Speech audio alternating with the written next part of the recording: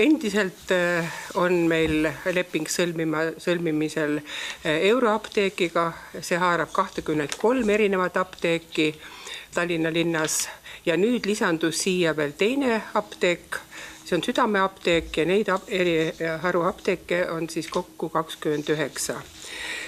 Lisaks on lepingud sõlmitud 6 partneriga mitmesuguste teenuste osas. Euroapteeki, kellel on eelmisel aastal oli Euroapteegis soodustuse saaja, temal ei ole midagi muud kui esitada ainult roheline kaart. Need, kes lähevad Südameapteeki ja samuti nendesse teistesse firmadesse, nemad peavad esimesel korral kaasa võtma koos rohelise kaardiga IT-kaardi ja siis nad saavad registreeritud ja edasi juba rakendub nendel see soodustus.